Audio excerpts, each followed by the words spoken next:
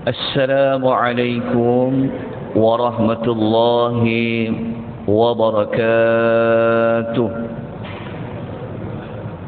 Alhamdulillah Rabbil Alamin, wassalatu wassalamu ala ashrafil anbiya'i wal mursalin wa ala alihi wa sahbihi ajma'in. Amma ba'd. Sidang jemaah sekalian, tuan-tuan dan puan-puan rahimani wa rahimakumullah.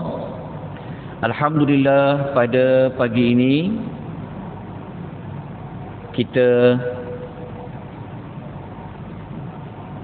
dapat menyambung kembali pengisian tadabbur ringkas surah Yasin, yang mana insya-Allah pada pagi ini kita akan memasuki ayat yang baru, ayat yang ke-63, yang mana ayat 63 ini telah pun kita baca pada minggu lepas, namun pagi ini kita baca sekali lagi. Insya-Allah besok pagi untuk nota yang berbaki saya akan serahkan kepada tuan-tuan dan puan-puan. Pagi ini saya hanya sempat untuk muslimat, kerana muslimat telah membuat rundingan terus ya. Dia kontrak. Dia dah buat rundingan terus 40 salinan, dan memang takdir Allah memang sempat buat 40 salinan saja. Jadi saya minta maaf banyak tuan-tuan dan puan. Kita dahulukan dulu ya muslimat insya-Allah. Baik, kita masuk kepada ayat nombor 63. A'udzu billahi minasy syaithanir rajim.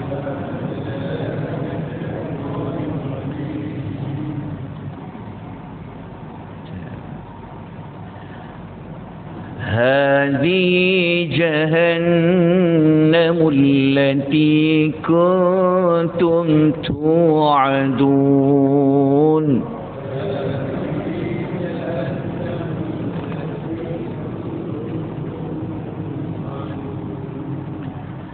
Ayat 63, seperti yang kita telah maklumkan, ayat ini ia berkait dengan ayat yang sebelumnya. Ayat 63 ini Allah menunjukkan di depan mata sesiapa yang Allah masukkan ia ke dalam neraka, maka akan ditunjukkan kepada dia tentang neraka yang dia akan masuk. Jadi siapakah yang Allah tunjukkan dengan perkataan inilah? Jadi kalau kita kait dengan ayat yang sebelum ini, kalau kita masih ingat pada ayat nombor 62, ayat nombor 61, ayat nombor 62, kita mengingati bahawa sebelum ini ada di kalangan manusia yang dia telah menyembah syaitan. Dia telah mengikuti syaitan sehingga dia meninggalkan perintah Allah untuk berada pada jalan yang lurus, iaitu beribadat kepada Allah. Jadi mereka ini, apabila Allah nak masukkan mereka kepada neraka, maka ditunjukkan kepada mereka. Mereka tahu itu neraka, tetapi dikatakan inilah Jahannam, iaitu neraka Jahannam allati kuntum tu'adun, yang dulu kamu telah diberikan ancaman tentang neraka Jahannam. Maknanya Allah memberitahu bahawa inilah neraka Jahannam yang dulu waktu engkau dekat dunia telah diingatkan bahawasanya kalau buat begini akan masuk ke dalam neraka. Okey. Ayat ini jelas kita boleh faham kalau kita baca terjemahan. Memang kita ayat ini senang nak faham. Namun begitu, mari kita ambil sedikit waktu untuk melihat kalimah perkataan hazihi. Okey. Di dalam Al-Quran, tuan-tuan akan mendapati banyak Allah menggunakan, dia panggil apa? Allah menggunakan isim isyarah, iaitu kata nama yang berfungsi untuk menunjukkan. Ada masa kita Allah guna itu, ada masa Allah guna ini. Jadi dalam Al-Quran Kalau Allah menggunakan sesuatu kata nama tunjuk, maksudnya ini ke, itu ke, sebenarnya ia ada fungsi dia. Dia bukan saja-saja sebut ini, itu. Tetapi kalau digunakan kata nama tunjuk, ia ada dua sudut. Sama ada kata nama tunjuk itu untuk mengagungkan sesuatu yang ditunjuk, atau untuk mencela sesuatu yang ditunjuk. Paling mudah, kalau kita baca suratul Baqarah, kita akan jumpa kata nama tunjuk pada perkataan zalikal kitabu la raiba fihi. Kalau kata nama tunjuk zalika, ia merujuk kepada kata nama tunjuk untuk mengagungkan Alkitab yang tiada keraguan baginya. Tetapi kata nama tunjuk dalam ayat ini adalah untuk apa? Adalah untuk mencela kumpulan-kumpulan yang telah ditunjukkan, seperti mana ayat yang kita baca. Jadi kata Ibnu Katsir rahimahullah, neraka Jahannam itu dinampakkan kepada mereka sebagai celaan dan penghinaan.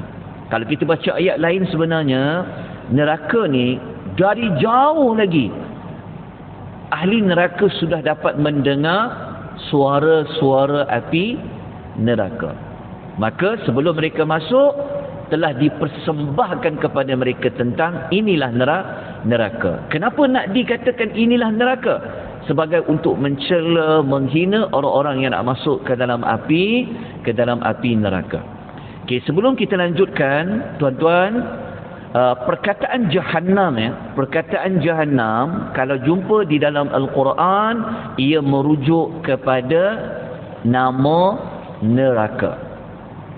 Okey, saya ambil sedikit waktu ingin menerangkan. Dalam Al-Quran ada 7 nama yang Allah panggil untuk neraka.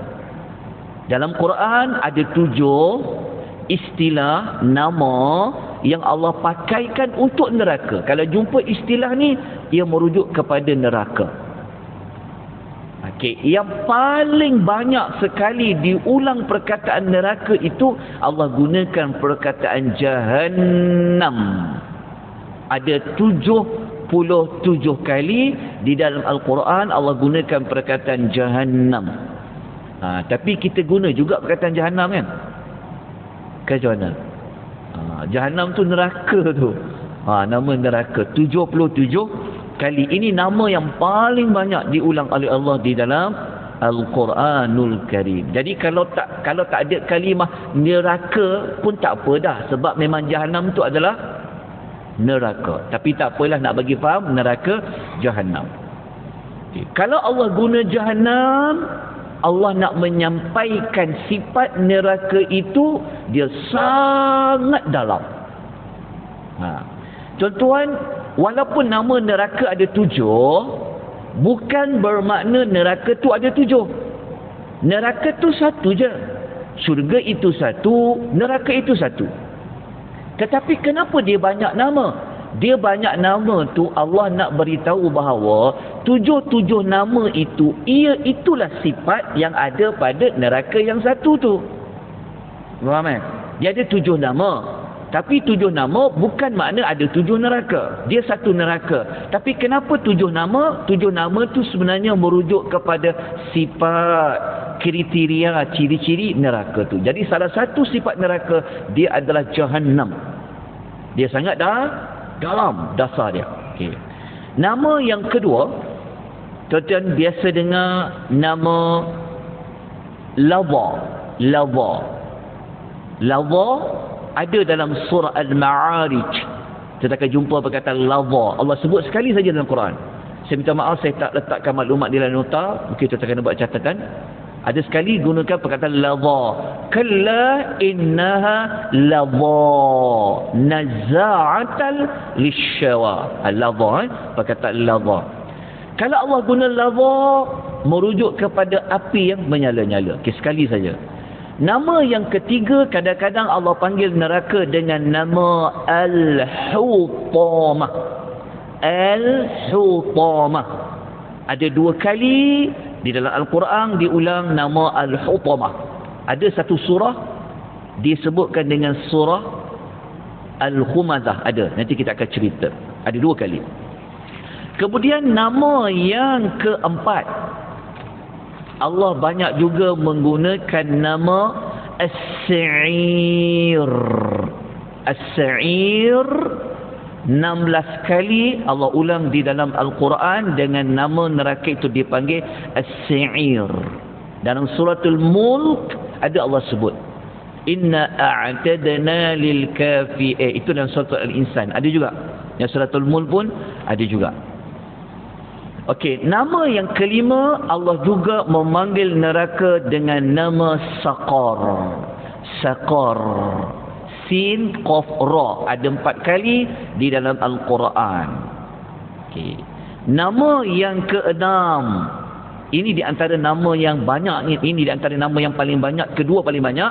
Allah ulang dalam Al-Quran disebut dengan nama Al-Jahim. Al-Jahim. Ada 25 kali Allah sebut perkataan Al-Jahim di dalam Al-Quran. Kalau tuan-tuan nak tahu di mana pokok zakum. Pokok zakum salah satu makanan ahli neraka. Ia telah ditanam di dasar neraka yang Allah kata fi aflil jahim. Dalam Al-Jahim. Okey. Nama yang ketujuh yang terakhir sekali di dalam Al-Quran disebut dengan nama Al-Hawiyah. Ia ada dalam surah Al-Qari'ah. Betul tak? Wa ma adraka ma hiya narun hamiyah. Dia ada kaitan dengan neraka Al-Hawiyah. Sekali saja. Baik. Muslimin dan muslimat rahimani wa rahimakumullah. Kita sambung lagi perbahasan kita pada pagi ini. Baik. Kita lanjutkan kepada pengajaran dia. Saya punya ni pun tak jalan sekejap. Izinkan saya. Okey. Kita pergi terus kepada pengajaran ayat. So, apa dapat kita belajar pada pagi ini? Okey. Yang pertama, daripada ayat yang kita baca tadi, kita dapat mengetahui bahawa neraka itu wujud. Allah panggil neraka itu dengan nama Jahannam. Dan neraka ini dia akan dapat dilihat dengan jelas pada hari kiamat. Nombor 2, ayat ini menunjukkan bahawa betapa hinanya, betapa buruknya bagi sesiapa yang dia tak percaya akan wujudnya, akan adanya hari akhirat. Kemudian pengajaran yang ketiga, Allah memberitahu kepada kita kalau Allah janji adanya neraka, akan ada orang masuk neraka, maka janji itu adalah benar. Kalau Allah kata orang yang mendustakan Allah, tak beriman masuk dalam api neraka, Allah akan tunaikan janji itu. Seperti mana ayat yang telah pun kita baca sebentar tadi. Kan Allah kata, allati kuntum tu'adun. Tu'adun. Itulah yang telah diingatkan kepada kamu. Baik, kita masuk ayat yang terakhir, ayat yang berikutnya, ayat nombor 64. A'udzu billahi minasyaitonir rajim.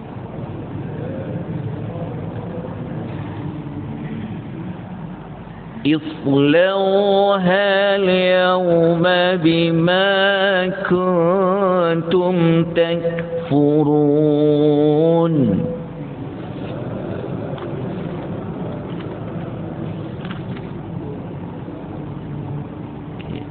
Ayat 64 ni adalah sambungan daripada ahli neraka telah ditunjukkan tentang neraka.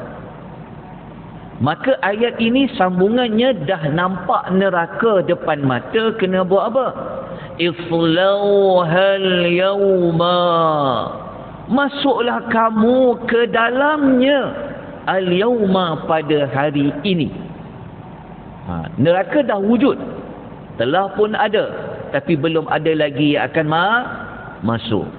Tetapi apabila sampai pada waktu yang Allah janjikan, maka siapa-siapa yang masuk neraka, mereka dijemput untuk masuk ke dalamnya pada hari ini. Ingat, saya selalu kata, kalau jumpa al-yawm, al-yawm, al-yawm, Allah Ta'ala nak bawa kita kepada menggambarkan hari itu, iaitu hari kiamat. Bima, disebabkan, kuntum takfurun, kekufuran yang telah kamu lakukan. Okey, perhatikan baik-baik ayat ini. Ayat ini, kenapa Allah kata disebabkan? Mengapa Allah perlu menerangkan? Disebabkan kamu telah kufur, kamu masuk dalam neraka. Okey, orang yang masuk neraka, dia mesti ada sebab.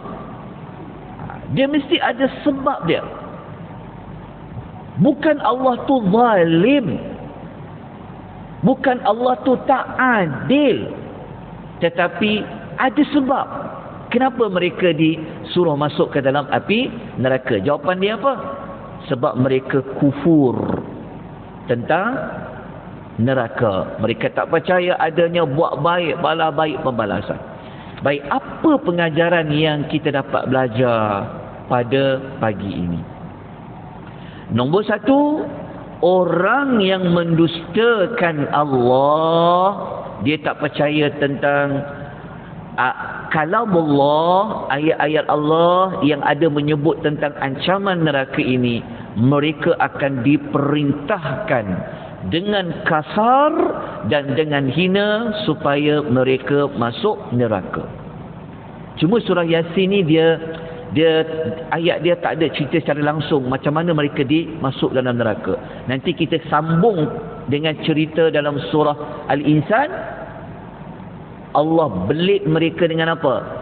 Salasila wa aghlala. Allah akan rantai mereka ni. Allah rantai, lepas tu mereka akan diletakkan belenggu. Maknanya kalau orang masuk penjara, dia hanya digari kan? Betul tak? Dia digari, lepas tu dia dibuka. Tapi orang masuk neraka, dia bukan apabila masuk rantai dilepas, tak. Memang selama-lamanya mereka dirantai, mereka dibelit dengan, dia keletak dengan belenggu-belenggu. Okey. Kemudian pelajaran nombor 2 kita dapat belajar, ayat ni ada menjelaskan konsep cause and effect dia. Maksudnya sebab dan akibat. Sebab apa mereka kena masuk jahanam?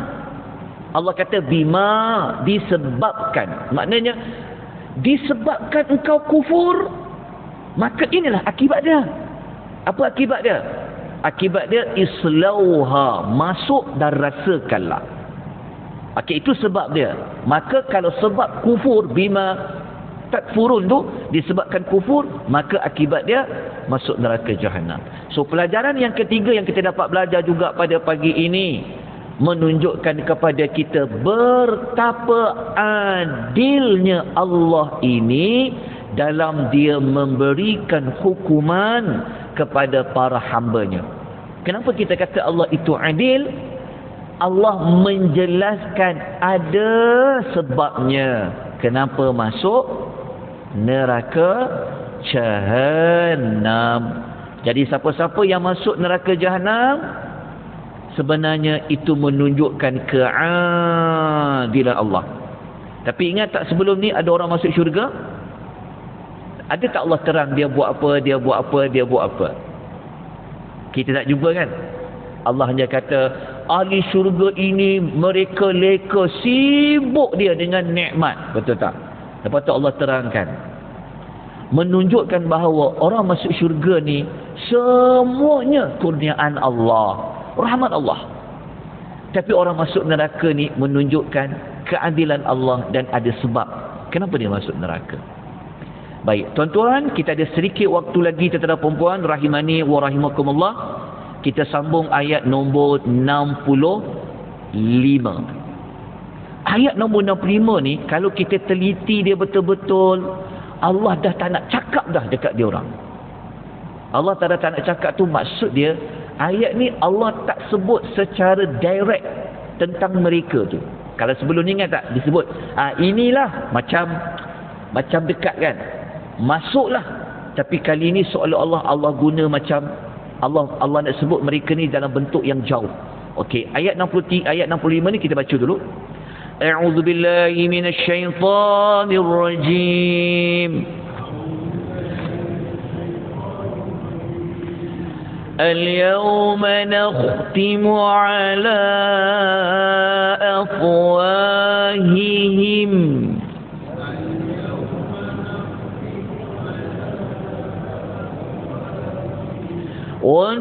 وتكلمنا أيديهم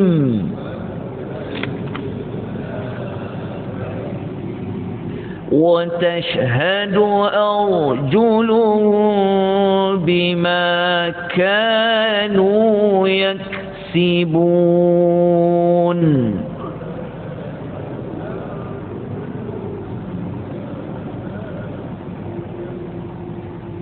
Okay.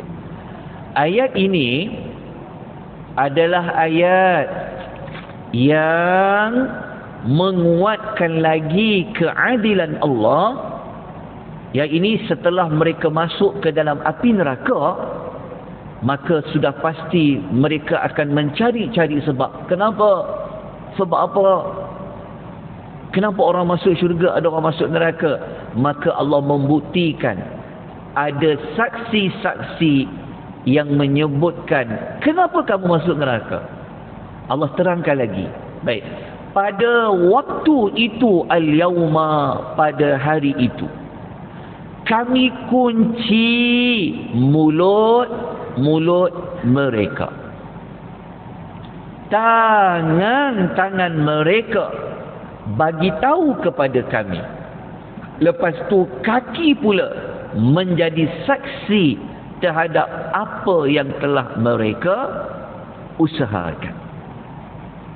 Jadi ayat ini sebenarnya ayat yang, kalau kita nak kait dengan ayat yang tadi, ayat yang sebelumnya, so ayat ini menjadi bukti bahawa mereka layak untuk diazab. Mungkin mereka boleh kata Tuhan tu tidak adil, Tuhan tu bias. Tapi Tuhan mendatangkan saksi yang mereka tidak boleh tolak. Siapa saksi tu? Tangan-tangan mereka cakap apa mereka dah buat. Hati-hati cyber troopers. Contohlah, mudah faham kan? Hati-hati tangan-tangan yang digunakan. Kerana tangan itu nanti bagi tahu kepada Allah apa yang kamu dah buat.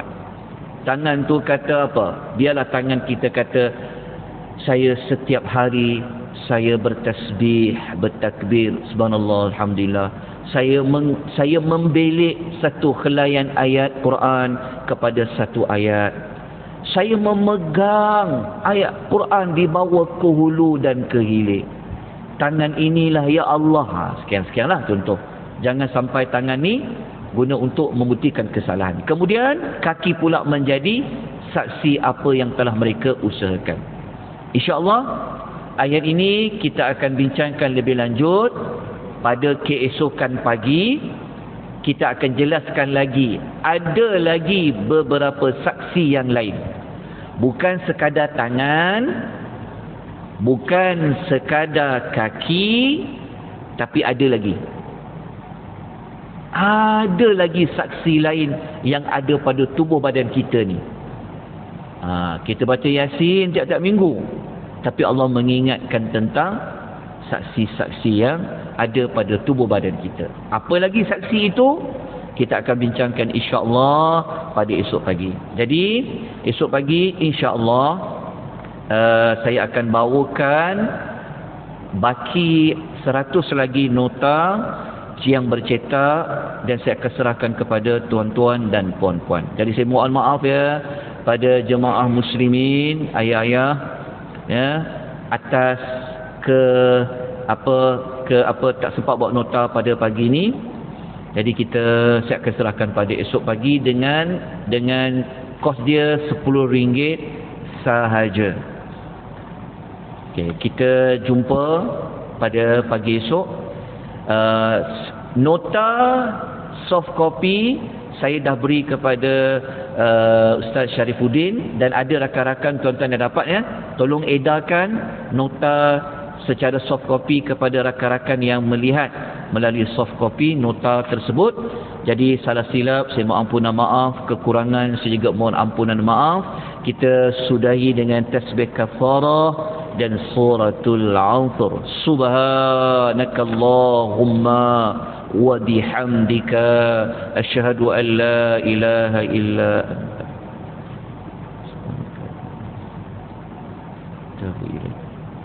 والعصر إن الإنسان لفي خسر إلى الذين آمنوا وعملوا الصالحات وتواصوا بالحق وتواصوا بالصبر.